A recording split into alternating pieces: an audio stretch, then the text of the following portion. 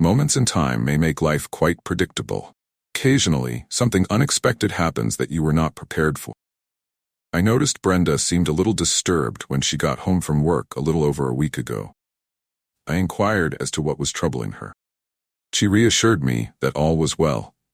Brenda would finally tell me what was wrong, even though I knew it wasn't.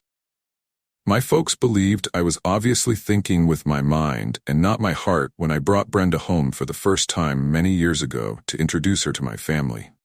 She is still the most stunning woman that has ever existed. It would still be a pretty gentle way of saying that she is clever. Her father was an excellent mechanic. At the nearby convenience shop, her mother worked as a clerk. Brenda drew me in with her shape and beauty. She was 19 and I was 21. It was not long before I realized Brenda was the epitome of modesty. She was having difficulty finishing high school, primarily due to her reading difficulty. Her math skills were practically non-existent, and her language was fairly limited. Was it difficult for me, a dapper college student, to get into her underwear then? I allowed myself 3 opportunities to woo Brenda. I knew my charm, humor, and experience would be too much for her. I was still pursuing the same objective a year later. I'm not sure when I fully understood what I had to contend with. Caught me off guard. With Brenda, I had fallen in love. Her family was a loving, close-knit community. While none of them was a rocket scientist, they were all incredibly honest, hardworking, and deeply devoted to one another. Brenda learned from her parents to steer clear of casual sex, and she did. She found it effortless. She didn't waste time thinking about the opinions or remarks of other people. She constantly followed her moral convictions and her education. Slowly but surely, I came to see that Brenda's family was not, as I had initially believed, a group of crazy people, but rather an extraordinary one. I became enamored with nearly the entire family. I didn't have to lie, threaten, boast, or defend myself in front of them. They appeared to truly love me and accepted me. My parents weren't entirely certain that Brenda would be a suitable life companion for me. They somehow imagined myself with a woman from our supposed class and background. As their blonde lad, I had a choice between attractive women. At least in their eyes, I should have been a doctor or a lawyer with wealthy parents. Their barely concealed taunts never made Brenda feel ashamed. Brenda either misunderstood them or declined to take the bait, though I wasn't sure at the time. I frequently got into arguments concerning my parents and my elder sister's feelings about Brenda. My family appeared to be happy with our marriage by the time she and I were hitched. We had 2 kids by our 5th wedding anniversary. Brenda was the one that my parents adored more than me. That's how it appeared to me, at least. It was not even their fault, could I? Brenda treated my in-laws with the same honesty and commitment that she showed to her own family when she joined ours. She demonstrated to us all the actual significance of ideas. Even after 22 years of marriage, I continue to be amazed by my good luck. Brenda was an incredibly wonderful wife and mother. Her commitment to our kids and me was admirable. It inspired me to always aim higher and become a better spouse and father. Brenda supported my mother through a few challenging medical situations over the years. When she was present, my father would always smile. I got lucky and struck gold. Brenda never shared with me what was bothering her that night. She was very clingy as we went to bed. I did notice that. Her persistence was more important than her aggression. This girl knew how to make me feel as good as possible, and that was her goal.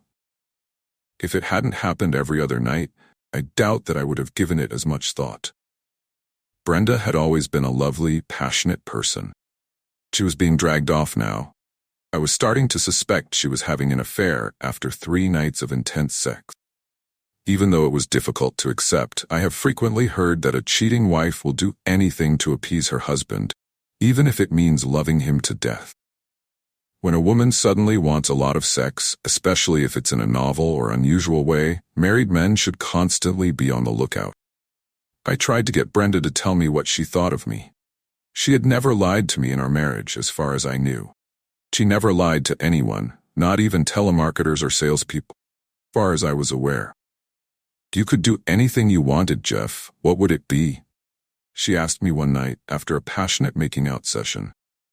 She insisted on telling me she was okay, and that all she wanted was for me to know how much she loved me.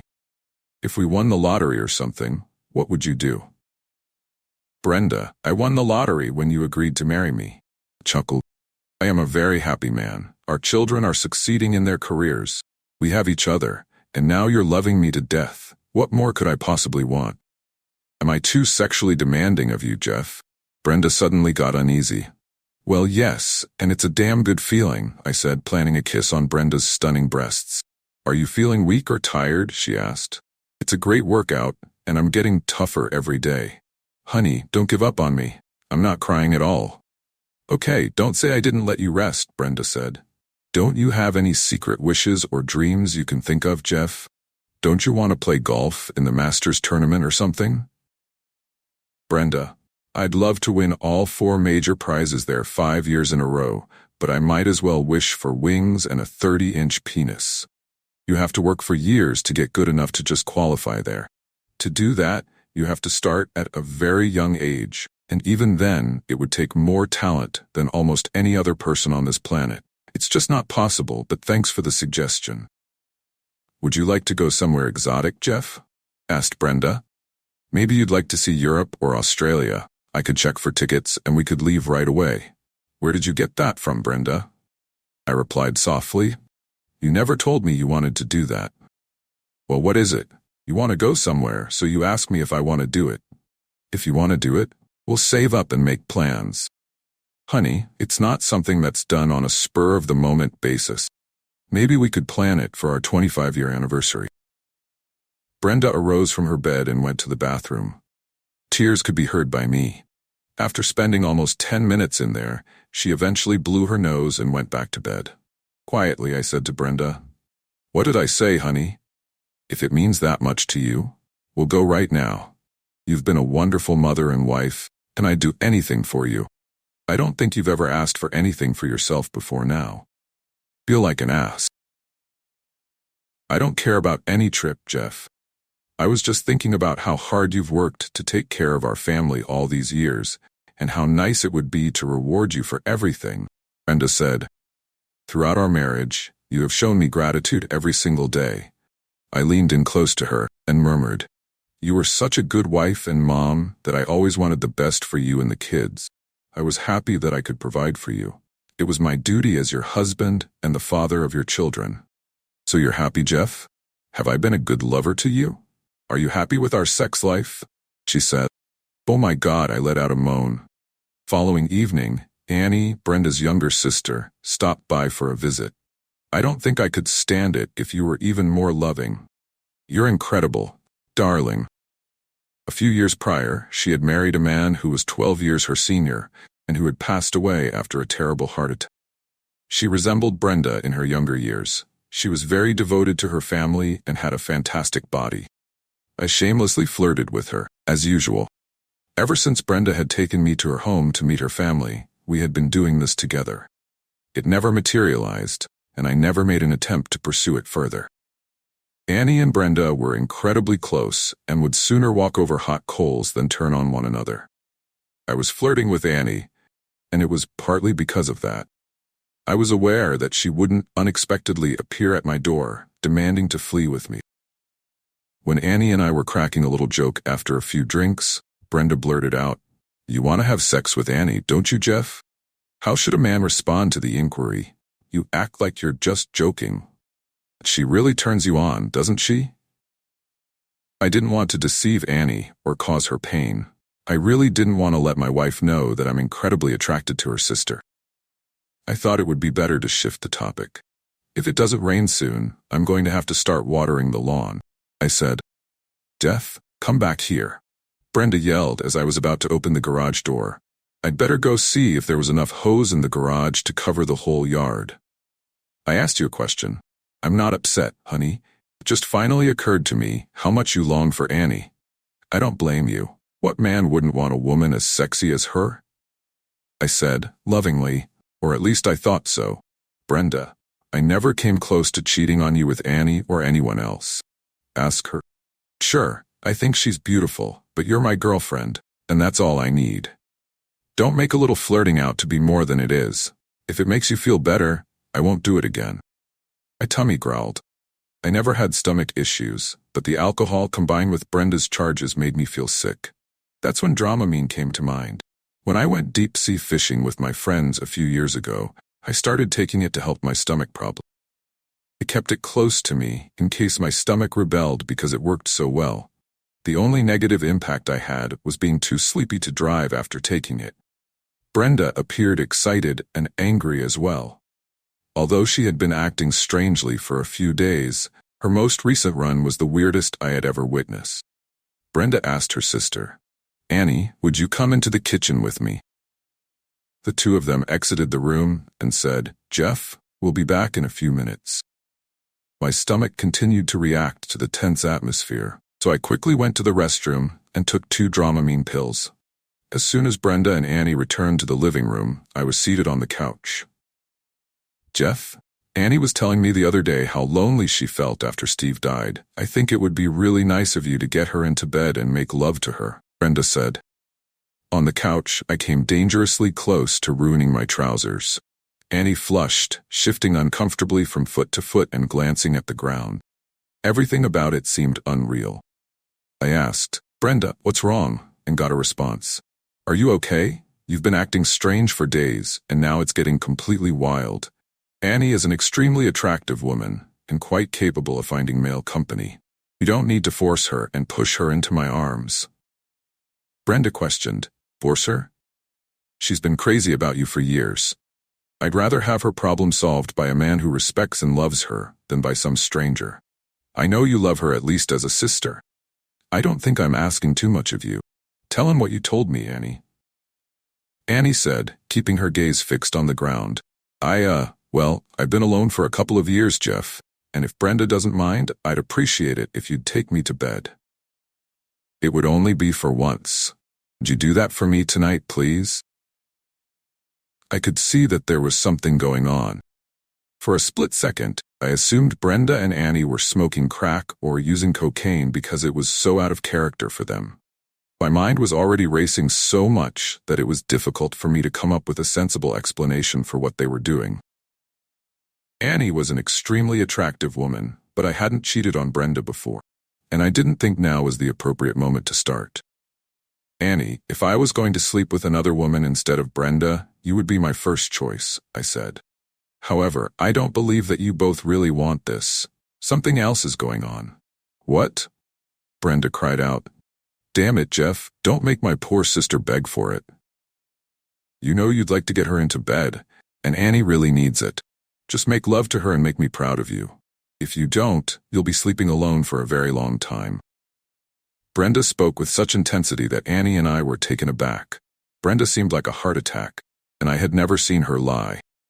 I was dragged to my feet by Annie, who grabbed my hand. Brenda even gave us a smile as we made our way to the bedroom. I followed Annie, and my head started to gently spin. It resembled an odd dream, or perhaps more precisely, the period when I was receiving what was known as local anesthetic for minor surgery. Though I was awake, my mind was blank. That's how I ended up riding my wife's sister's face while naked on the bed. I was certain that we'd begin in this manner to maximize Annie's enjoyment. I genuinely feared that I would become overly enthusiastic and shoot my load before completing the task. I used it as a means of stalling for a short while. Annie was also ascending. She was driven to it by my tongue. Maybe it was all the alcohol and Dramamine. Maybe I wasn't breathing enough. Perhaps a combo of the three. I'm not sure. Annie came off her sexual peak and stiffened up, moaned loudly, and collapsed on my face, sitting on top of me. I simply slept off as she placed her wetness upon my face. It wasn't one of those brief experiences where you fall asleep briefly while driving and then wake up terrified. I was simply gone from the world. Annie's scream didn't wake me, so I must have been. It resembled a distant train. Even though I heard it, I didn't understand it. When I eventually woke up, I was listening to my wife and her sister with my eyes closed. I felt hands on my face and began to regain consciousness. Annie cried out, "You said he wouldn't die for months. Look what I did to Jeff." "I kind of thought so too," Brenda said. "Help me give him CPR." I thought about this fascinating data. Were these women hoping I would pass away? Then I sensed a mouth opening and a breath leaving my chest. I barely opened my eyes and watched Brenda pass it to me by taking another long breath. Her tears started to fall down my cheeks. Why is she attempting to save me if her intention was to kill me? Had she decided otherwise? Was I ingested poison? Why did Annie and Brenda have to kill me first? And why do they want me dead? Annie began applying firm pressure on my chest as Brenda exhaled into my lips once more. I quickly understood that I couldn't pretend to be dead. My ribs couldn't withstand that type of pressure if I had to endure it. Annie was pulled away from me as I reached out and grabbed her breasts. She gave it another go at pushing on my chest for a brief moment, but then she realized that for her to be able to squeeze my breasts in that way, I had to be alive. "Jeff!" Brenda cried out. "You're alive. I was so afraid you were dead. I know you're really sick, and I thought Annie had been too rough on you." Brenda began smearing Annie's fluids all over my face and lips. I reasoned that I didn't mind if she didn't. I inserted my tongue into her mouth, and we engaged in a quick duel. Brenda then withdrew. "The cat's out of the bag, Jeff. We know you have pancreatic cancer and only have a few months to live. I don't know why you thought you couldn't tell me that. I was worried sick. I was hoping you'd tell me so I wouldn't betray Stella's trust. Why didn't you tell me anything?" Brenda broke down. My suspicion was that there had been a miscommunication about my health and that my wish to please Annie would be rejected. "Wow, I have pancreatic cancer and I have a couple of months to live? Wouldn't I have to see a doctor to find out to get that diagnosis? I need more tests and a second independent opinion. Where did this come from?" I asked myself. I held her sister to my chest and asked, "Does that mean you are rescinding your demand that I take Annie to previously unattainable heights, Brenda? Make up your mind and soon." "Well, Death, I want you to die happy. But not today," worried Brenda. "What just happened to you?" I responded. It was a combination of drinks, a couple of Dramamine pills, and Annie's hips severely restricting my air supply, as Annie began to make odd noises. "Do you want me to keep pleasuring this woman, or not, Brenda?" The living room phone rang at that very moment. In order to avoid being startled awake in the morning by my phone ringing while I was asleep, I never permitted having a phone in the bedroom. Brenda said, "Well, as long as you're okay, go ahead, Jeff," before exiting the room to take a phone call. Grinning, I set Annie back down. Brenda then re-entered the room. "It was an interesting call, Jeff and Annie," she said. "Jeff's mother just told me that his Uncle Buck has pancreatic cancer. I didn't know it, but Buck's real name is also Jeffrey. This must be the same Jeffrey Wright that my cousin Stella read the medical report about and thought he was our Jeff. Annie, can you hear me? Jeff's not dying of cancer, it's his uncle," Brenda said. "That means you don't have to do it. Jeff didn't have to faint by eating you either. The whole thing was a misunderstanding." I had no idea Annie would be so difficult to please. I was attempting very hard. The issue was that my spouse was standing by my side, attempting to justify her belief that I was near death. It interfered with my ability to focus. I became aware that I had gone beyond having mercy sex and had committed a serious error. I relaxed my arms by Annie's sides and released her head. I felt like a child proving to my mother that I wasn't to blame. Brenda bent down, grabbed a handful of Annie's hair in her fist, and tugged it away from my penis. With reluctance, Annie released me. "Thank you, Annie," Brenda grinned. Annie's head was thrown back at an uncomfortable angle as she said, "That won't be necessary anymore. Jeff isn't going to die anytime soon, even if he thinks he's in heaven right now. Your work here is done, thanks for your help, and I appreciate your willingness to help your sister, but it's over, okay?" The pressure on her head would cease if she only raised herself up. Annie said, "Sis, Jeff's getting close. It would be cruel to leave him like this, especially after what he's done for me just recently. He needs to relax." Brenda stated rather forcefully, "You may be right, Annie, but Jeff doesn't have cancer. He's not going to die anytime soon, and he's my husband. I really want to thank you for helping me with my half-baked plan, but your work here is done." "Well done, sister," Annie beamingly said. "That's the way to take care of your man. I think it's time for me to start dating again now." I remembered what I'd been missing for the past couple of years. "Be sure to let me know if Jeff ever has any health issues, Brenda. I'll always be happy to help." Brenda smiled at my sister and me, as she slowly raised her head. She resembled the cat that ate the cream, rather literally. "Annie, I'll introduce you to a few single guys, but it won't happen again," Brenda said. I had made a foolish decision. Jeff's mother had thankfully called. If Uncle Buck had been dying instead of Jeff, I would have been furious, especially after poor Jeff had been sexually assaulted by my own sister, whom I had allowed into our bed. Brenda said, "That was a good lesson for me." I tried to find a way to make Jeff's life happier and his death less devastating. I just didn't realize that I could do it on my own, and I could work on it every day. I'm perfectly capable of taking care of you on my own, aren't you, Jeff? As I dozed off again, that was the last sound I heard. How do you interpret this? Tell me in the comments section below, please. Thank you for coming today. In order to make sure your next chef stays faithful, subscribe to our channel. The next story is nothing compared to what's coming, so stay tuned. But I strongly warn avoiding listening to the next story if you're younger than 18.